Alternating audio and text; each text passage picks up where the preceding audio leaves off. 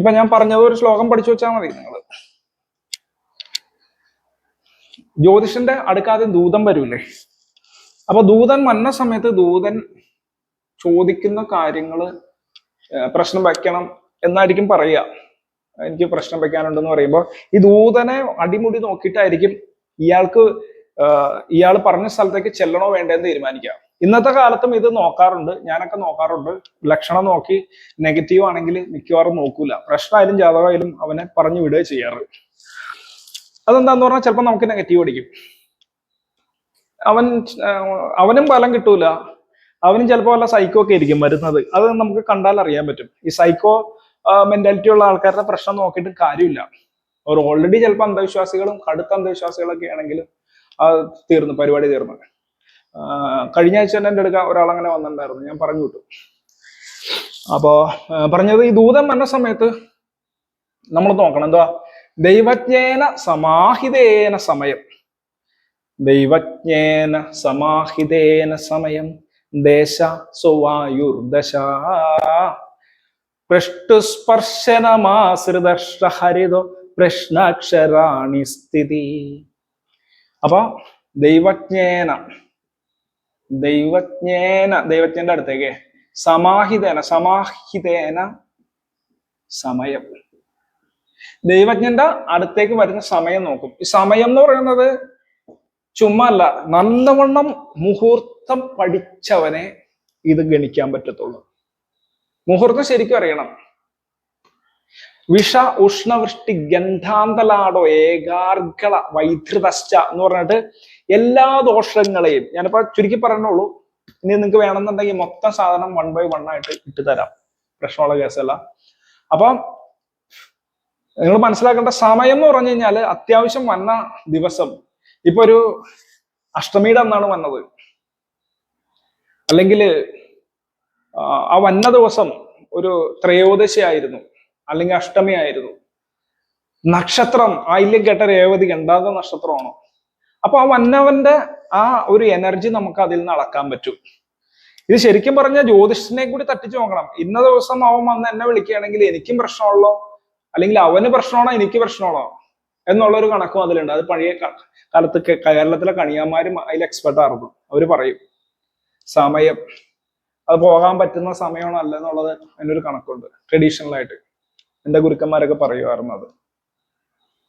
ദേശ സോവായുർദശ, ദൈവജ്ഞേന സമാഹിതേന സമയോ അല്ലെങ്കിൽ സമയം ദേശ സ്വവായുർദശ. ഈ ചോദ്യം ദേശ എന്ന് പറയാൻ കാര്യം എന്താണെന്ന് അറിയാമോ? ഈ ജ്യോതിഷൻ പല സ്ഥലത്ത് പോയിട്ട് പ്രശ്നം വെച്ച് തിരികെ വന്ന സമയത്ത് വേണമെങ്കിൽ ചോദിക്കാം. അതല്ല വേറൊരു സ്ഥലത്ത്, ഇപ്പൊ ഒരു മാർക്കറ്റിൽ അങ്ങാടി ചെന്നേക്കണ സമയത്ത് വേണമെങ്കിൽ ചോദിക്കാം.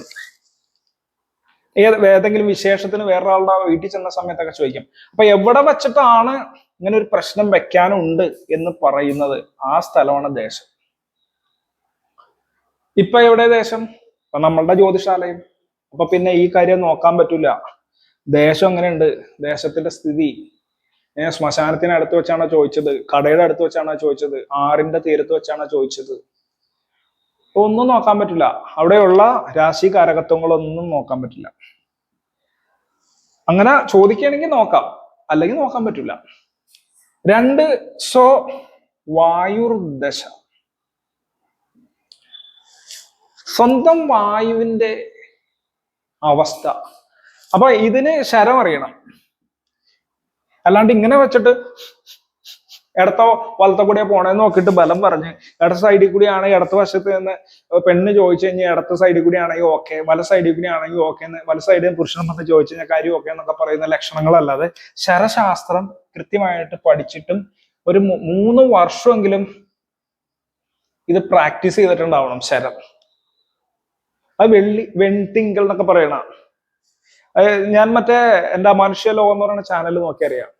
ഏറുതൽ പൂരകം ഈരട്ടുവാമത്താൽ ആറുതൽ കുംഭം 64 ഊറുതൽ 32 രേസകം മാറുതൽ ഒன்றின் കൺ വഞ്ചകമാമേം എന്ന് പറയുന്ന ഐവർക്കു നായകൻ ഔവോർ തലൈ മകൻ ഉയ്യക്കൊണ്ടേറും കുതിരൈ മറ്റൊന്നുണ്ട്.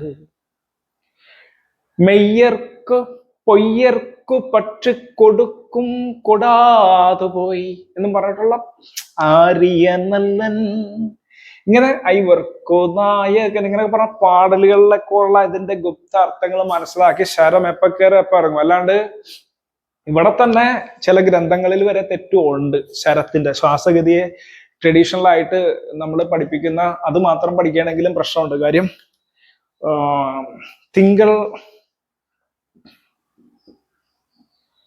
ബുധൻ, വ്യാഴം, വെള്ളി ഈ ദിവസങ്ങൾ ചന്ദ്ര വായു ഇടത് പക്കമായിരിക്കും എന്ന് എഴുതി വെച്ച് ഇത് തന്നെ പഠിച്ചു വെച്ച പല ആൾക്കാരുമാണ് ഉള്ളത്. അപ്പൊ തന്നെ ശരത്തിന്റെ കാര്യം തെറ്റി. ഇതെന്താ തെറ്റി എന്നുള്ളത് ഞാൻ ഈ വീഡിയോയിൽ പറയുന്നില്ല. അപ്പൊ തന്നെ തെറ്റി, സംഭവം അടിസ്ഥാനം പോയി. അല്ലാതെ തമിഴിലെ വെള്ളി വെൺതിങ്കൾ എന്ന് പറയുന്ന ആ ശ്ലോകം പഠിക്കണമായിരുന്നു. ഇത് കുറ്റം പറയുന്നല്ല. അപ്പൊ ഇത് വെച്ചിട്ടാണ് പറയുന്നത്. നമ്മൾ 2 വർഷമായിട്ട് ഓൺലൈനായിട്ട് ശരകല പഠിപ്പിക്കുന്നുണ്ട്. പല ജ്യോതിഷന്മാരെയും പല താന്ത്രികളെയും മാന്ത്രികരെയും യോഗികളെയും കളരി ഗുരുക്കന്മാരെയും ഡോക്ടർമാരെയും നമ്മൾ പഠിപ്പിച്ചിട്ടുണ്ട്. അപ്പൊ ഇത് നമ്മുടെ കോഴ്സ് 1 വർഷത്തിൽ കൂടുതൽ എല്ലാ ദിവസവും ക്ലാസ് എടുത്തിട്ടാണ് ഇത് പഠിപ്പിച്ചത്. അപ്പൊ അത്രയും ദിവസം ഉണ്ട്, അത്രയും കണ്ടന്റ് ഉണ്ട് എന്നർത്ഥം. അങ്ങനെ പഠിച്ചിട്ടുള്ള ഒരാൾക്ക് ശരം വീണ്ടും എക്സ്ട്രാ ഇടത്താണോ വലത്താണോ, അമ്മ ഇടത്ത് നിന്ന് ചോദിക്കും, വലത്ത് നിന്ന് ചോദിക്കും, പൊങ്ങി നിന്നാണോ ചോദിക്കണം, താഴ്ന്നു നിന്നാണോ ചോദിക്കണം, ഇതൊക്കെ എടുക്കാനായിട്ട് വലിയ ബുദ്ധിമുട്ടില്ല. കാണുമ്പോൾ തന്നെ ശരം കണക്ട് ചെയ്താൽ അറിയാൻ പറ്റും. ശരം മാത്രം വെച്ചിട്ടും ബലം പറയാൻ പറ്റും. അപ്പൊ ഇതും അറിയണമായിരുന്നു. ഇത് എഴുതിയിട്ടുള്ള ആളുകൾക്കൊക്കെ ഇത് അറിയാമായിരുന്നു. പഴയ മെയിൻ ആയിട്ടുള്ള പല ആളുകൾക്കും ഇതറിയാമായിരുന്നു. ഇപ്പം അറിയാവുന്നവരുടെ സംഖ്യ കുറഞ്ഞാണ് വരുന്നത്. കാരണം സ്ട്രെയിറ്റ്ലി ഈവൻ പ്രശ്നമാർഗവും പ്രശ്നാനുഷ്ഠാന പദ്ധതി പോലുള്ള ഗ്രന്ഥങ്ങൾ പോലും കാണാതെ, അല്ലെങ്കിൽ അതിലെ തന്നെ 15-ാം അധ്യായം മാത്രം പഠിച്ചുകൊണ്ട് നോക്കാൻ സാധിക്കുന്നത് കൊണ്ടാണ് ഈ കുഴപ്പം. അപ്പൊ ദേശ സ്വവായുർദശ പൃഷ്ടു സ്പർശന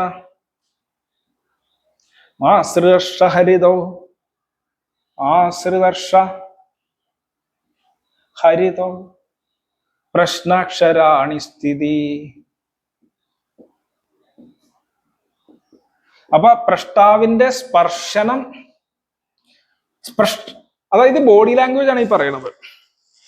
ഈ ദൂതൻ വന്നിട്ട് അവന്റെ ബോഡി ലാംഗ്വേജ് എവിടെയൊക്കെ സ്പർശിച്ചിട്ടുണ്ട്. ഇപ്പൊ ഈ ഇവിടെ സ്പർശിച്ച് ഗുഹ്യഭാഗത്ത് സ്പർശിച്ച് മാന്തുന്നുണ്ടോ, ഇങ്ങനെ കാണിക്കുന്നുണ്ട്, ഇങ്ങനെ കാണിക്കുന്നു, ഇങ്ങനെ കാണിക്കുന്നു. ഓരോ ഭാഗത്തിനും ഓരോ കാരകത്വമുണ്ട്. അവിടെ നമ്മള് കുറച്ച് സൈക്കോളജി അറിയാമെങ്കിൽ ഓക്കെ, ഇല്ലെങ്കിലും കുഴപ്പമില്ല. കാലാങ്കാനി ഒരാംഗമാനനം ഒരു ഹൃത്കൊടവാസോ ഭൃതോ വസ്തിർവ്യഞ്ജനമൂരുജാനുയുകളെ എന്നുള്ള ആ ശ്ലോകത്തില് തൊട്ട ഭാഗം ഏത് രാശിയാണ്, ആ രാശിയിലിരിക്കുന്ന ഗ്രഹം, ആ രാശിയിലേക്ക് നോക്കുന്ന ഗ്രഹം, അങ്ങനെയൊക്കെയുള്ള കാര്യങ്ങള്, അങ്ങനെയുള്ള 16 ബന്ധങ്ങൾ നോക്കിയിട്ട് നമുക്ക് ഇതെടുക്കാനായിട്ട് സാധിക്കും. പൃഷ്ഠസ്പർശനം. ആശ്രിതർഷഹരിജോ, ആശ്രിത ഋഷം. ഇത് ഒരു സ്റ്റേജിൽ നിൽക്കുന്ന സമയത്തോ ഒരു വേറൊരു മാർക്കറ്റിൽ നിൽക്കുന്ന സമയത്തോ അല്ലെങ്കിൽ വേറൊരു ഇടത്തിൽ നിൽക്കുന്ന സമയത്തോ ഈ ആശ്രിത രാശി നോക്കേണ്ടതുള്ളൂ. എന്തുകൊണ്ടാണെന്നറിയാവോ? നമ്മളുടെ ചുറ്റും രാശിചക്രമാണ്. ഓരോ ദിക്കും രാശിചക്രമാണ്. ഇപ്പൊ ഒരു രാശിചക്രം വരച്ചു കഴിഞ്ഞാൽ കോമൺ ആയിട്ട് കിഴക്ക്, പടിഞ്ഞാറ്, വടക്ക്, തെക്ക് എന്നുണ്ടെങ്കിൽ ഇതിവിടെ മേടൻ രാശി കിഴക്ക്, 2 ഉള്ളൂ ഇവിടെ, ഇടവം, മിഥുനം, ഇങ്ങനെ പോരുമ്പോ ഏത് രാശിയുടെ ഭാഗത്ത് നിന്നിട്ട് എങ്ങോട്ട് തിരിഞ്ഞു നിന്നിട്ടാണ് ജ്യോതിഷനോട് ചോദ്യം ചോദിക്കുന്നു എന്നുള്ള ആ രാശി എടുക്കും. അത് ഞാനിങ്ങനെ സ്വതന്ത്രമായിട്ട് നിൽക്കുകയാണെങ്കിലാണ് സാറേ ഒരു കാര്യം നോക്കാനെന്ന് പറയുമ്പോ നമ്മൾ അപ്പൊ അവന് ഏത് രാശിയിലാണ് നിൽക്കണേന്ന് നമുക്ക് നോക്കാൻ പറ്റും, ഈ ചോദിക്കുന്ന ആള്. അല്ലാതെ നമ്മുടെ മുമ്പിൽ ഒരു മേശ ഇവിടെയുള്ള സെറ്റപ്പ് പോലെ ഇങ്ങനെയൊക്കെ ഇരുന്ന് നോക്കണ സമയത്ത് നമ്മൾ ഇരിക്കണതിന്റെ ഓപ്പോസിറ്റ് സൈഡിലുള്ള ഒന്നിൽ 2 കസേര അല്ലെങ്കിൽ 3 കസേര, അതിൽ ഏതെങ്കിലും വന്നല്ലേ ഇരിക്കുള്ളൂ. അപ്പൊ ഇവിടെ ആശ്രിതർഷം എടുക്കാൻ പറ്റുമോ? കിഴക്കോട്ടാ തിരിഞ്ഞിരിക്കണമെങ്കിൽ ഇവൻ എന്തായാലും ഏതെങ്കിലും ഒരു രാശിയിൽ ഇരിക്കുള്ളൂ. ചിലപ്പോ മേടത്തിലോ ഇടവത്തിലോ ഇരുന്ന് ചോദിച്ചിരിക്കാം, അല്ലെ ഏതെങ്കിലും രാശിയിൽ. അപ്പൊ അവിടെ രക്ഷയില്ല. ഹരിതോ ദിശ, ഏത് ദിക്കിലാണ് നിന്ന് ചോദിക്കുന്നത്. ദിക്ക് നമ്മളെ ചുറ്റും മാത്രമല്ല, ഏത് ദിക്കിലേക്ക് തിരിഞ്ഞു നിന്നുകൊണ്ടാണ് ചോദിക്കുന്നത്. ആ ദിക്കാണോ ഈ ദിക്കാണോ? അവിടെയും ഗ്രഹങ്ങളുടെ ദിക്കുകൾ പ്രധാനമാണ്. ഇത് നമ്മൾ കിഴക്കോട്ട് തിരിഞ്ഞിരുന്ന പടിഞ്ഞാട്ട് തിരിഞ്ഞിട്ടേ നോക്കുള്ളൂ. ഇങ്ങനെ തിരിഞ്ഞു നോക്കിയിട്ട് ചോദിക്കുമല്ലോ. അപ്പോ പ്രാഗാദ്യ രവി ശുക്ര ലോഹിത തമോ സൗരേന്ദു വിത്സൂരയ എന്ന് പറയുന്ന ഹോരയിലുള്ള ആ വാചകം ഓർത്ത് കഴിഞ്ഞാൽ ഹരിതം മനസ്സിലാക്കാനായിട്ട് സാധിക്കും. പ്രശ്നാക്ഷരാണ് സ്ഥിതി. പ്രശ്നാക്ഷരാണ് സ്ഥിതി. പ്രശ്നത്തിൽ ആദ്യം തന്നെ പറഞ്ഞ അക്ഷരം. അതായത് ഒരാൾ വന്നിട്ട് സാറേ ഒരു കാര്യം നോക്കാനുണ്ട് എന്ന് പറഞ്ഞ സാ എന്നാണ് ആദ്യം പറഞ്ഞത്. അപ്പൊ സാ എന്ന് പറഞ്ഞു കഴിഞ്ഞാൽ യാരെല്ലാവ ശാശ്വസയിലാപ്പെടൂലോ. അല്ലെങ്കിൽ പറയണം അങ്ങുന്നേ ഒരു പ്രശ്നം നോക്കണം എന്നാരും പറയൂല്ലോ. പറഞ്ഞാൽ തന്നെ ഓക്കെ. അല്ലെങ്കിൽ ജ്യോത്സ്യരെ ഒരു പ്രശ്നം നോക്കണം. അപ്പൊ ഇതില് പ്രശ്നത്തിന്റെ അക്ഷരത്തിൽ പറഞ്ഞ പഞ്ചഭൂതം നോക്കണം. ഉയർ എഴുത്താണോ മെയ് എഴുത്താണോ, സ്വരാക്ഷരമാണോ വ്യഞ്ജനമാണോ തുടങ്ങിയത്, അതോ വ്യഞ്ജനാക്ഷരമാണെങ്കിൽ ഖര അധിഖര മൃദു ഘോഷ അനുനാസികങ്ങളിൽ ഏതാണ്, അതിന്റെ പഞ്ചഭൂതം ഏതാണ്, ഊഷ്മാക്കളാണെങ്കിൽ അതിൽ ഏതാണ്. ഈ അക്ഷരങ്ങൾ നോക്കിയിട്ട് പഞ്ചഭൂതം നോക്കിയിട്ട് പഞ്ചഭൂതത്തില് ശുഭമായിട്ടുള്ളത് ഏതാണ് ചീത്തയായിട്ടുള്ള ഏതാണെന്നുള്ള ഇത് പെട്ടെന്ന് മനസ്സിലാക്കാനായിട്ട് ഒരു ചില പരിപാടികൾ കണിയാന്മാരുടെ ഇടയിലുണ്ട്, ചോദിക്കുന്ന അക്ഷരം വെച്ചിട്ട്. അത് നമുക്കൊരു കാര്യം തുടങ്ങുന്ന സമയത്തും നമുക്ക് ശരിക്കും പോസിറ്റീവായിട്ടുള്ള അക്ഷരം വെച്ച് തുടങ്ങിക്കഴിഞ്ഞാൽ പ്രാക്ടിക്കലി നമുക്ക് ഒരു എനർജി കൂട്ടാനായിട്ട് ഇത് ഉപയോഗിക്കാം. ഇതൊക്കെ പ്രാക്ടിക്കലി ഉപയോഗിക്കാൻ പറ്റും ഈ പറയുന്ന മൊത്തം സംഭവം. അതെങ്ങനെയാണെന്ന് ഞാൻ പിന്നെ പറയാം. സ്ഥിതി. സ്ഥിതി എന്ന് പറഞ്ഞാൽ നിപ്പ്. ഒരുത്തൻ നിന്നുകൊണ്ട് ചോദിക്കുന്നോ, ഇരുന്നുകൊണ്ട് ചോദിക്കുന്നോ, ഇരുന്നിട്ട് എണീക്കുന്നോ, എണീറ്റിട്ട് ഇരിക്കുന്നുവോ, ഇരുന്നിട്ട് അങ്ങോട്ട് നടക്കുന്നു, എങ്ങനെയൊക്കെയുള്ള കാര്യങ്ങൾ സ്ഥിതിയെ പറ്റി പറയും.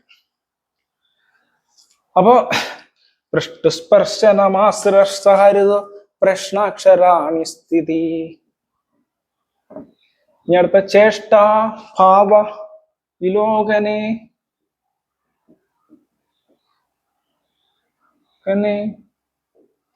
വസനാദിശ്ച തൽക്കാലജം പൃഷ്ടായ സമയേ തദേത് തഖിലം ജ്ഞേയം ഹി വക്തും ഫലം. പൃഷ്ടായ സമയെ ചോദിക്കുന്ന സമയത്ത് തദേഥ തഖിലം. തദ് എന്ന് പറഞ്ഞാൽ ഇപ്പൊ പറഞ്ഞ എല്ലാം, അഖിലം എന്ന് പറഞ്ഞാൽ എല്ലാം, ജ്ഞേയം അറിഞ്ഞിട്ട്, വക്തും പറയണം, ഫലം പറയണമെന്ന്. അപ്പൊ ചേഷ്ട എന്ന് പറഞ്ഞു കഴിഞ്ഞാൽ ബോഡി ലാംഗ്വേജ്, ചോദിക്കുന്ന സമയത്തുള്ള ബോഡി ലാംഗ്വേജ്. ഇപ്പൊ ഞാൻ സംസാരിക്കുമ്പോൾ കൈ ഇങ്ങനെയൊക്കെ എടുക്കണില്ലേ, ഇങ്ങനെ എടുക്കുന്നത്, ഇങ്ങനെ എടുത്ത് ചൂണ്ടിക്കൊണ്ടാണോ സംസാരിക്കുന്നത്, അല്ലെങ്കിൽ കയ്യ് തുറന്നിട്ടാണോ കമത്തിയിട്ടാണോ ഇങ്ങനെയാണ് ഇരിക്കുന്നത്, കാല് പിണച്ചാണോ ഇരിക്കുന്നത്. ഇതൊക്കെ പഴയ കാലത്തെ നമ്മുടെ ഇന്റർവ്യൂവിന് ഒരാള് ഇപ്പൊ വന്നു കഴിഞ്ഞാല് അവന്റെ ബോഡി ലാംഗ്വേജ് എങ്ങനെ കണക്കിലെടുക്കും, അതേപോലെ എടുക്കാൻ പറ്റും. കാര്യം ഇവൻ വന്നേക്കണം നമുക്ക് പണി തരാനാണോ എന്ന് അറിയാനായിട്ട് ഇത് മതി. ഇങ്ങനെ വന്നിട്ട് ചോദിക്കണേ ഒരു സംഭവം ഉണ്ട്, ഇപ്പൊ തന്നെ ബ്ലോക്ക്ഡ് ആണ് ആള്, കാല് കവച്ചു വെച്ച് കഴിഞ്ഞാൽ തന്നെ നെഗറ്റീവ് ഉണ്ടോ ഇല്ല എന്നുള്ളത് ഇത് മനസ്സിലാക്കും. ഇത് യഥാർത്ഥത്തിൽ എന്തിനാണ് ഉണ്ടാക്കിയത്? മൊത്തം വന്ന ആളുടെ ലക്ഷണം നോക്കുന്നത് എന്തിനാന്ന് പറഞ്ഞാൽ ഈവൻ നമ്മളെ വന്ന് വല്ലോടത്തേക്കും വിളിച്ചുകൊണ്ടുപോയിട്ട് നമുക്ക് പണി തരാനാണോ എന്ന് അന്നത്തെ കാലത്ത് ജ്യോത്സ്യന്മാർ ചിന്തിക്കുമായിരുന്നു. അതാണ് മെയിൻ സംഭവം. പിന്നീട് പ്രാക്ടിക്കലി ഇതിന് ഓരോ ലക്ഷണങ്ങളായി അതൊക്കെയായി ബലത്തിൽ കൂട്ടി വേണമെങ്കിൽ പറയാം. അത് പറയുന്ന രീതികളുണ്ട്, അത് ഞാൻ പിന്നീട് പറയാം. കുറച്ചൊക്കെ ഞാൻ പറഞ്ഞു ഇതിൽ തന്നെ. ഭാവം. അപ്പൊ ജ്യോത്സ്യന് ചേഷ്ട, ബോഡി ലാംഗ്വേജ് അറിയുന്നവനായിരിക്കണം. ഭാവം ഏതൊക്കെയാ? ശൃംഗാരം, വീരം, കരുണം, രൗദ്രം, ഹാസ്യം, ഭയാനകം, ഭീഭത്സം, അത്ഭുതം, ശാന്തം. അപ്പൊ ഒരാളുടെ കാണുന്ന സമയത്ത് ശൃംഗാരമാണോ, കരുണമാണോ, രൗദ്രമാണോ, ഹാസ്യമാണോ, ഭയാനകമാണോ, ഈ ഭാവമൊന്നും ഉണ്ടാവില്ല കേട്ടോ. ശരിക്കും പറഞ്ഞാൽ ഭാവം മനസ്സിലാക്കാൻ ഒരു ട്രിക്ക് കണിയന്മാർ ഉപയോഗിക്കും. ആ ട്രിക്ക് വെച്ചിട്ടാണ് ഇത് ഓക്കെ ആണോ അല്ലേ എന്നുള്ളത് ചിന്തിക്കുന്നത് കണിയന്മാർ. ഇതൊക്കെ കേരളത്തിലെ കണിയന്മാര്, നമുക്ക് എന്താ ഗുരുക്കന്മാര്, കണിയന്മാര് കേരളത്തിലുണ്ടായിരുന്നവര് പറഞ്ഞ കാര്യങ്ങൾ ചിലതുണ്ട്. അത് നോക്കിയാൽ നമുക്കറിയാം, ഭാവം അറിയാൻ പറ്റും, പെട്ടെന്ന് അറിയാൻ പറ്റും. വിലോചന എന്ന് പറഞ്ഞാലും കുഴപ്പമില്ല. വിലോചനം എന്ന് പറഞ്ഞാൽ നോട്ടം. ഇപ്പൊ പറയാറില്ലേ, ഇത് പണ്ടേ കാലത്ത് പറഞ്ഞിട്ടുള്ളതാണ് ഗുരുക്കന്മാര്. ഇങ്ങനെ ആലോചിച്ചുകൊണ്ട് പറഞ്ഞാൽ, ഇടത്ത് സൈഡിൽ ആലോചിച്ചുകൊണ്ട് പറഞ്ഞാല് അവൻ ഓർത്ത് പറയുന്നതാണെന്നും, വലത്ത് സൈഡിൽ കൂടി മുകളിലോട്ട് നോക്കി പറഞ്ഞാല് അവൻ ഇല്ലാത്ത ഉണ്ടാക്കി പറയുന്നതാണെന്നും, ഇട സൈഡിലൂടെ ഇങ്ങനെ കീഴോട്ട് നോക്കിയിട്ട് പറഞ്ഞു കഴിഞ്ഞാല് ഇമോഷണൽ ആയിട്ടുള്ള കാര്യങ്ങൾ അവൻ ഓർത്തെടുക്കുന്നുണ്ടെന്നും, വലത്ത് സൈഡാണെങ്കിൽ കഥകൾ മെനഞ്ഞുകൊണ്ടിരിക്കുന്നത് ഒക്കെ മനസ്സിലാക്കാനായിട്ട് സാധിക്കും. നേർക്ക് നേരെയാണെങ്കിൽ അവന്റെ ബ്രെയിനിലുള്ള കാര്യം ഡയറക്റ്റ് പറയുന്നതൊക്കെയുള്ള ആ കാര്യങ്ങൾ തന്നെയാണ് ഇതിലുള്ളത്. അത് പ്രമാണങ്ങളിലാക്കിയൊക്കെ വെച്ചിട്ടുണ്ട്, അത് നോക്കിയറിയാൻ പറ്റും. ഇതൊന്നും നോക്കാനായിട്ട് ജസ്റ്റ് സൈക്കോളജി അറിയാമെങ്കിൽ പല കാര്യങ്ങൾ അറിയാൻ പറ്റും. ഇതിലെ നെഗറ്റീവും പോസിറ്റീവും നമ്മൾ ഇപ്പൊ പോലും ലൈഫിൽ പ്രാക്ടിക്കലായിട്ട് ഉപയോഗിക്കാനായിട്ട് സാധിക്കും. വസനാദ്യസ്ഥ തൽക്കാലജം, ഫസ്റ്റ് ഇംപ്രഷൻസ് ബെസ്റ്റ് ഇംപ്രഷൻ. ഒരാളുടെ ഡ്രസ് കോഡ് എങ്ങനെയാണ്, ഡ്രസ് കോഡ് വെച്ചിട്ട് ബലം പറയാൻ പറ്റും. അപ്പൊ ചില ബുക്കുകളിലൊക്കെ എഴുതി വെച്ചിട്ടുണ്ട് നീല ഡ്രസ്സ് പ്രശ്നം, കറുത്ത ഡ്രസ്സ് പ്രശ്നം എന്നുള്ളത്. എന്നാ നല്ല വിവരമുള്ള ജ്യോത്സ്യന്മാർ പറയും നീലയാണെങ്കിൽ ഇന്ന ഗ്രഹം, അതും ഇതേപോലത്തെ സിയാൻ കളർ ആണെങ്കിൽ അത് ശനി ഗ്രഹമല്ല, വേറെ ഗ്രഹമാണ്. അത് ഏതാണെന്നുള്ളത് നിങ്ങൾക്ക് അറിയണം. അപ്പോ നീല എന്ന് പറയുമ്പോൾ അത് ശനിയാണെന്ന് എടുത്തിട്ട് മാലിന്യമാണെന്ന് എടുക്കരുത്. എന്നാ മുഷിഞ്ഞ വസ്ത്രമാണെങ്കിൽ ഓക്കെ, അത് പ്രശ്നം തന്നെയായിട്ട് എടുക്കണം. എന്നാൽ ടിപ് ടോപ്പ് ആയിട്ടുള്ള ഡ്രസ്സ് ഇപ്പൊ നീലയാണെങ്കിലും വളരെ നല്ല ആഡംബരത്തിൽ എടുത്തിട്ടുണ്ടെങ്കിൽ ആ ഡ്രസ്സിന്റെ ക്വാളിറ്റി നോക്കണം. അപ്പോഴും ഹോരയിലുള്ള ആ വചനം പ്രത്യേകിച്ചും എടുക്കേണ്ടതാണ്. ഹോരയിൽ പ്രത്യേകിച്ചും പറഞ്ഞിട്ടുണ്ട്, വസ്ത്രത്തിനെ പറ്റി പറഞ്ഞ സമയത്ത് ഗംഭീരമായിട്ടുള്ളതാണോ പാടലമായിട്ടുള്ളതാണോ, പിന്നെ അതിന്റെ കളറുകൾ വേണമെങ്കിൽ നമ്മൾ എടുക്കണം. ഇപ്പൊ മഞ്ഞയാണെങ്കിൽ വ്യാഴമെന്നോ ചുവപ്പാണെങ്കിൽ ചൊവ്വന്നോ അതും എടുക്കണം. ഇത് കോമ്പിനേഷൻ ആയിട്ട് എടുക്കണം. അതായത് നിറം കളർ മാത്രം എടുക്കാതെ അതിന്റെ അഫുക്തം അഗ്നികഹതം എന്നൊക്കെ പറഞ്ഞിട്ടുള്ള ഹോരാവചനം ആ എങ്ങനെ ഗംഭീരമാണ്, സൂര്യന്റെ കാരകത്വമാണോ ചന്ദ്രനാണോ ബുധനാണോ. ഇപ്പൊ നല്ല പള്ളപ്പള്ളപ്പായിട്ടുള്ള നല്ല ഡ്രസ്സ് നീലയാണെങ്കിൽ അവിടെ ശുക്രന്റെ കാരകത്വം മുന്നിട്ട് നിൽക്കും. ശുക്രൻ പ്ലസ് ശനിയാണ് ആ കാരകത്വം. അങ്ങനെ കാരകത്വം ഇത് ചെയ്തെടുക്കാൻ പറ്റും. ഇതൊന്നുമില്ലെങ്കിലും ഏറ്റവും കണിയന്മാര് പറയുന്ന അനുസരിച്ച് ടിപ് ടോപ്പ് ആണ്, ഓക്കെ ടിപ് ടോപ്പ് ആണ്. സ്മെല്ല് വരെ നമ്മൾ എടുക്കണമെന്നുണ്ട്, നല്ല സ്മെല്ല്, അതാണ് മാലിന്യം പറയുന്നത്. ഈ കാര്യങ്ങൾ എടുത്ത് ഓക്കെ ആണെങ്കിൽ ചുരുക്കി പറഞ്ഞ വന്ന ആളെ അടിമുടി വീക്ഷിച്ചിട്ടാണ് ജ്യോത്സ്യന്മാര് ഫസ്റ്റ് തന്നെ ബലം പറയണം. ഇത് ഇപ്പോഴും ആപ്ലിക്കബിൾ ആണെന്ന്. ഒരാൾ വരുമ്പോ അവനെ തന്നെ കാണുമ്പോ തന്നെ അറിയാം. ഏതാ ദൈവജ്ഞേന സമാഹിതേന സമയം ദേശാസു വായുർദശ. വായുദശ ഒന്നും എടുത്തില്ലെങ്കിലും നമ്മളുടെ അടുത്തേക്ക് വരുന്ന ആളെ സ്പർശനമാശ്രിതർഷഹരിതോ ഇങ്ങനെയൊക്കെ സ്പർശിച്ചിട്ടുണ്ടെങ്കിലും മൂക്കത്ത് കൈവച്ചാലൊക്കെ ബോഡി ലാംഗ്വേജ് യൂട്യൂബിൽ തന്നെ കിടക്കേണ്ടത് എന്താണെന്ന്. ആ സമയം സൈക്കോളജിസ്റ്റ്, ഞാൻ സൈക്കോളജി പഠിച്ചതിന്റെ ഭാഗമായിട്ട് പഠിച്ചിട്ടുണ്ട്, അല്ലാണ്ട് പാരസൈക്കോളജിയുടെ ഭാഗമായിട്ട് പഠിച്ചിട്ടുണ്ട്. ഇതൊന്നും ഇല്ലെങ്കിൽ ഇപ്പൊ യൂട്യൂബിൽ കിട്ടും. ഇങ്ങനെ വെച്ച് കഴിഞ്ഞാൽ എന്താണ് ചിന്തിക്കണം, ഇവിടെ കൈവച്ചാൽ എന്താണ്, ഇതൊക്കെ ഇപ്പോഴും ഉണ്ട്. അന്നേ ഇത് ഇവര് നോക്കുമായിരുന്നു. എന്ത് പൃഷ്ഠസ്പർശനം ആശ്രിതർഷഹരിതോ, നിന്ന് ചോദിക്കുന്ന ദിക്ക് ഇരിക്കുന്ന, അതൊക്കെ അതിന് സൈക്കോളജി ഉണ്ട്. പൊക്കത്തുള്ള സ്ഥലത്ത് കയറിയെന്നുകൊണ്ട് നമ്മളോട് ചോദിക്കുകയാണെങ്കിൽ അവൻ അധികാരം കാണിക്കുന്ന എന്നുള്ള സൈക്കോളജിക്കൽ ഒരു ഇന്റർപ്രിട്ടേഷൻ എല്ലാത്തിലും ഉണ്ട് ഈ പറഞ്ഞ കാര്യത്തിലൊക്കെ. ദിക്കിനും ശരവുമായിട്ട് കണക്ഷൻ ഉണ്ട് കേട്ടോ. അപ്പൊ പ്രശ്നാക്ഷരം, ഈ അക്ഷരം എന്നുള്ളത് ഇവിടെ എടുക്കുമ്പോൾ ശരിക്കും ടോൺ ഓഫ് സ്പീച്ച് വളരെ ഇമ്പോർട്ടൻ്റ് ആണ്. നമ്മൾ ഒരാളോട് സംസാരിക്കുമ്പോൾ ഭവ്യതയോടുകൂടി സംസാരിക്കുന്നുണ്ടോ, അധികാരത്തോടു കൂടിയാണ് സംസാരിക്കുന്നത് എന്നുള്ളത് പോലും വളരെ ഇമ്പോർട്ടൻ്റ് ആണ്. സ്വരാക്ഷരങ്ങൾ പറയുകയാണെങ്കിൽ ഭവ്യതയിൽ ഉണ്ടാവും. സ്വരാക്ഷരമാണെങ്കിൽ ആക്ച്വലി ഭവ്യതയാണോ, ആ ടോൺ ഓഫ് സ്പീച്ച് ആണ് ഇവിടെ ശരിക്കും നമ്മൾ മനസ്സിലാക്കേണ്ട ഒരു ഇത്. നല്ല പോസിറ്റീവ് ടോൺ ആണോ, അല്ലാണ്ട് ഈ അക്ഷരം മാത്രം, അതൊരു സൈക്കോളജിയും കൂടിയാണ്. കാരണം മൃദുവായിട്ടുള്ള ഒരു അക്ഷരം, ഇപ്പൊ ഗജടതപ എന്ന് പറഞ്ഞ അക്ഷരമോ, അതല്ല അത് പഞ്ചഭൂതത്തിൽ നിന്നാണോ കണക്കുണ്ട്, അതല്ലാതെ ഉച്ചരിക്കുന്ന അക്ഷരം ഇപ്പോ സ്വരാക്ഷരമാണ്, ഓ എന്ന് വെച്ചാൽ അങ്ങുന്നേ എന്ന് വെച്ച് കഴിഞ്ഞാൽ അവിടെയൊക്കെ വളരെ മാർദ്ദവമായിട്ടുള്ള ഭവ്യതയുള്ള വേർഡ്സുകളായിരിക്കും കൂടുതൽ വരാൻ സാധ്യത. അപ്പോ ടോൺ ഓഫ് സ്പീച്ച് വളരെ ഇമ്പോർട്ടൻ്റ് ആണ്. അപ്പോ സ്പൃഷ്ടസ്പർശനം ആശ്രഷ്ടഹരിതോ പ്രശ്നാക്ഷരാണി സ്ഥിതി, നിപ്പ് ഭവ്യതയോടുകൂടിയാണോ നിൽക്കുന്നത്, ഭവ്യത കാണിക്കുന്നുണ്ടോ, അത് ക്രോസിംഗ് ആണോ ഭവ്യതയാണോ, ഇതൊക്കെ മനസ്സിലാക്കണം. അപ്പൊ ചേഷ്ടകൾ അതുകൊണ്ട് ഇമ്പോർട്ടൻ്റ് ആണ്. ഭാവം ഇമ്പോർട്ടൻ്റ് ആണ്. ചിരിച്ചുകൊണ്ടാണോ ചോദിക്കുന്നത്, പ്രസന്നമായ മുഖമാണോ, ഇതൊക്കെ നോക്കണം. പ്രശ്നാക്ഷരാണി സ്ഥിതി, ചേഷ്ടഭാവലോചന, വസന ആദ്യത്തെ തൽക്കാലജം, ഡ്രസ്സൊക്കെ കറക്റ്റ് ആണോ എന്ന് നോക്കണം. അപ്പൊ ചുരുക്കത്തിൽ പറഞ്ഞ ഒരാൾ വരുമ്പോൾ ഫസ്റ്റ് നോക്കേണ്ട റിവേഴ്സ് നോക്കിയാൽ മതി. ആദ്യം ഡ്രസ്സ് നോക്കുക, രണ്ട് സംസാരിച്ച് തുടങ്ങുമ്പോൾ അവന്റെ ദൃഷ്ടി നമ്മളിലേക്ക് ഐ കോണ്ടാക്ട് ഉണ്ടോ എന്ന് നോക്കുക, അതിനുശേഷം അവന്റെ ബോഡി ലാംഗ്വേജ് നോക്കുക, അവന്റെ എക്സ്പ്രഷൻസ്, ഗസ്റ്റേഴ്സ് ആൻഡ് എക്സ്പ്രഷൻസ് നോക്കുക, പിന്നെ ബോഡി ലാംഗ്വേജ് നോക്കുക. തിരിച്ച് റിവേഴ്സ് വരുന്നതാണ്. ബോഡി ലാംഗ്വേജ് നോക്കുക. അതൊക്കെ കഴിഞ്ഞിട്ട് റിവേഴ്സ് നോക്കിയാൽ മതി. അവൻ എന്താ ശരം നോക്കുന്നൊക്കെ റിവേഴ്സ് നോക്കിയാൽ മതി. പിന്നെ അവൻ വന്ന സമയമൊക്കെ റിവേഴ്സ് നോക്കിയാൽ മതി. ആദ്യം അവന്റെ പ്രാക്ടിക്കലി റിവേഴ്സ് ആണ് നോക്കേണ്ടത്. വസനം മുതൽ അങ്ങോട്ട് നോക്കിക്കഴിഞ്ഞാൽ ആളെ ഏകദേശം പിടികിട്ടും. അപ്പൊ അയച്ച ദൂതനെ നമുക്ക് പിടികിട്ടും. രാജാവ് അയച്ചാണെങ്കിൽ അവന്റെ വസ്ത്രധാരണമൊക്കെ നമുക്ക് സാധാരണ പോലെ തന്നെ ആയിരിക്കും. പക്ഷെ ഒരു സ്ഥലത്തു നിന്ന് ഒരാൾ വരുമ്പോ അവന് ഏത് ഫാമിലി പെട്ടാണ്, അവന്റെ വസ്ത്രധാരണം കണ്ട് ആ ഫാമിലിയിലുള്ള ആൾക്കാരെ അളക്കാൻ പറ്റും. അവൻ ഏത് ഫാമിലി പെട്ടതാണ്, ഏത് തരക്കാരനാണ്, ഏത് കുടുംബക്കാരനാണ്, ഇതൊക്കെ അറിയാൻ പറ്റും. അതല്ലാണ്ട് വേറെ പല കാര്യങ്ങളും അറിയാൻ പറ്റും. പണമുള്ളവനാണോ, പണം ഇല്ലാത്തവനാണോ, അവൻ അടിമയാണോ, പല കാര്യങ്ങളും അതിൽ നിന്ന് അറിയാൻ ജോത്സ്യന് ഈസി ആയിട്ട് പറ്റുമായിരുന്നു ആ ബോഡി ലാംഗ്വേജ് ചെയ്ത്. പിന്നെ വന്നത്തെ സമയം, വരുന്ന സമയം തെറ്റായ സമയമാണെങ്കിൽ അതിന് മനസ്സിലാക്കാം ഇതിനെ പറ്റിയൊന്നും യാതൊരു വിവരമില്ല, അടുത്ത ആളാണ് പറഞ്ഞു വിട്ടേക്കണേന്ന് അറിയാൻ പറ്റും. അതല്ല കറക്റ്റ് സമയത്തൊക്കെ വന്നിട്ടുണ്ടെങ്കിൽ അപ്പൊ നോക്കിക്കോ അവൻ എന്തെങ്കിലുമൊക്കെ ജ്യോതിഷപരമായ കാര്യങ്ങളൊക്കെ അറിയാമെന്നും ജ്യോതിഷം കണക്കൂട്ടി കുറച്ചും കൂടി പ്രിപ്പയർ ചെയ്തിട്ട് പ്രശ്നം വെക്കാനൊക്കെ പോകാനായിട്ട് സാധിക്കും. അപ്പൊ ഇത് ദൂതൻ വരുന്ന സമയത്തുള്ള നോക്കേണ്ടത്.